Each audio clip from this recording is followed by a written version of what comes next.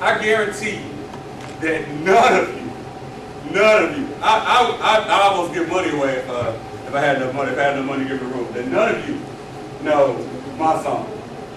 You're gonna laugh at it.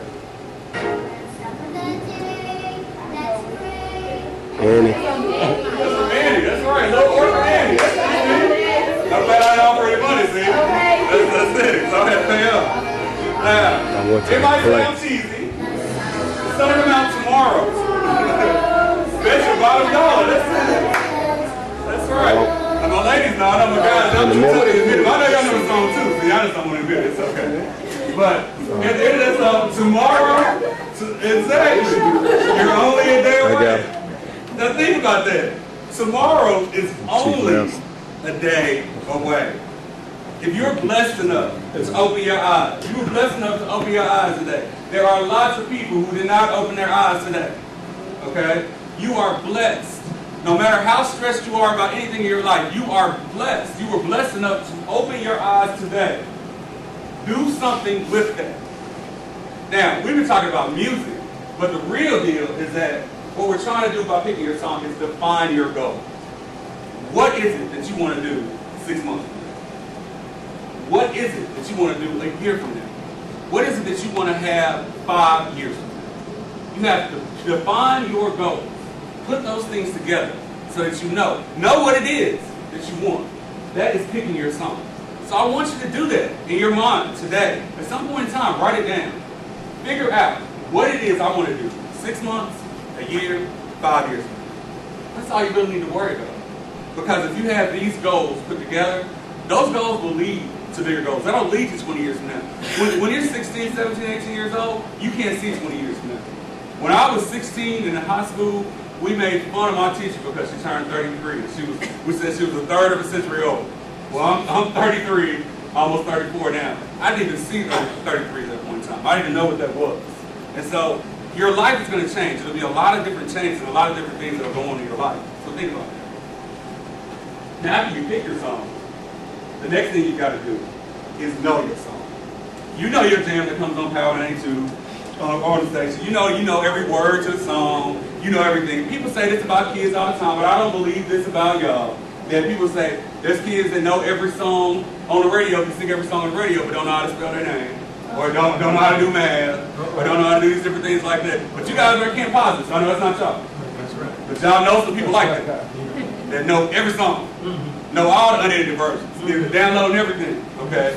But still can't figure out the algebra, okay? Or can't figure out where George Washington, what country he was the president of, or anything as far as that, okay? Don't know anything. All right? You've got to know your song. Now, what do I mean by know your song? That means that if you want to be a doctor, you need to know what it takes to be a doctor, okay? If you want to be a teacher, you need to know what it takes to be a teacher. You need to study. You need to know that you got to take the national teacher exam. You need to know whatever it is you need to do in school. You need to know what it is that you're going. You can't say, people have these nebulous dreams, okay? This big cloud and say, I want to have money. I want to do this. I've been in sales for 15 years of my life, okay? You can't be nebulous about anything. You have to know, I want this. This is how I'm going to get to this point. Maybe your dreams are bigger. We've learned, and that's off the screen there, but that's Barack Obama. We've learned in the last 2 years that anything is possible for us. It doesn't matter how negative that people are treating him, as far as this Barack Obama is on the other end there. We've learned that anything is possible for us. So what you have to do is that you have to study your goals. You have to. Don't just take these words and say, oh, I'm just going to do this, or oh, I'm just that. Study your goal. Know what it is that you want to do. Now, real quick, we're getting through the musical interlude. I'm going to share with you a real quick story about a young man. And what I want you to take from this story is the ironing board principle. This young man, who I'm going to share with you here, really a handsome guy. Really, really handsome guy. I really like him a lot. I know him because he's me.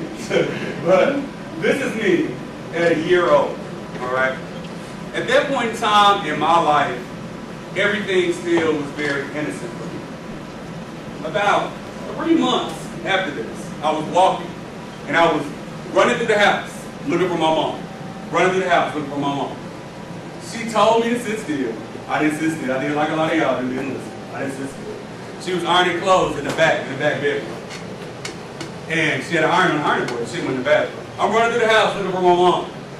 My mom heard me coming down the hallway, running toward the ironing board. And she said, as I hit the ironing board, no hot. And I threw my hands back. The iron tumbled off the ironing board, burned me on my stomach and on my legs. Burns that I still have to this day. I just told you I'm 34. So it was 33 years ago. Okay? Burns I still have to this day. From that point on in my life, when I was younger, if she needed me to stop or do anything, all she had to do was say, no, hot, and I would throw my hands up and stop. Now, her saying that actually probably saved me from burning my face, or from it falling directly on my face and me having those burns where everybody could see for the rest of my life. But I want you to think about something in your life right now. You guys are young, but I know you've had things happen. You cannot let a bad experience in your life stop you from moving forward with your life. See, the first thing that happens is that we say no hot because, oh, you know, I fell in love with this guy and I did the wrong thing. Now I'm not ever going to love a guy ever again.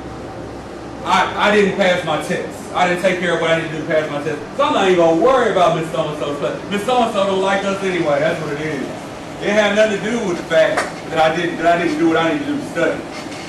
So I'm going to give you 3 A's that you can do to get past the ironing board principles. Number 1 is acknowledge. Your body is right. Your body actually just wants to protect you. So that feeling that you have inside that stops you, that fear, that different things that stops you, it's actually right. Acknowledge the fact that it is okay. I shouldn't have run into the iron board and had the iron follow me, so it's right for me to have a little bit of a fear of heat or a fear to stop or anything as far as that. So acknowledge the fact that there's not anything wrong with you. It's just that, you know, it's your body is right. But the next thing you need to do is that you've got to ascertain. What that means is you've got to know, you've got to figure out and study the issue. What is it that you're scared of? Are you saying that I can't do math because I didn't pass the math test one time? Have you tried tutoring? Have you tried different things? Have you tried to learn better? You're not reading up to the level you need to read. Have you tried to go to all the different programs that are out there to be able to read better? You have to go and look and see that. You have to ascertain what the issue is. And finally, you have to accept. There are things in this life that are scary that we are supposed to be away from. But there are other things in this life that we have to do, that we have to move through. We have to accept and move forward through these different things in our life. I'm going to close with a story today, a little parable. There was a man, and he was in heaven walking with an angel. And there was another man in the distance. And the man asked the angel, who is that? And the man said, that was the greatest gentleman ever on earth. So they get a little closer to the man. And the man said, looks at the angel and says, that's not the greatest gentleman. That was the janitor at my school. And the angel says, I know. What I want you to pull from that, what I want you to understand from that, is that you have something inside of you that is great. But that greatness is going to be inside of you whether you do it or not. Whether you walk out of this room and decide to drink your life away, whether you walk out of this room and decide to do nothing with your life, God has put something in you. It's already there. It's already there. You can take and defeat and destroy those problems in your life. You don't have to be scared of those different things. Rocky got beat up, his manager got killed the first time he fought Clubber Lang. Okay? But now, here he is. After all that time, getting through the musical interlude, getting from A to B where you want to be. Beating the devil out of Mr. T. And you can find yourself and you can be able to knock out those problems that stand in your way and get from A to B and get through the musical interlude. Thank you, ladies.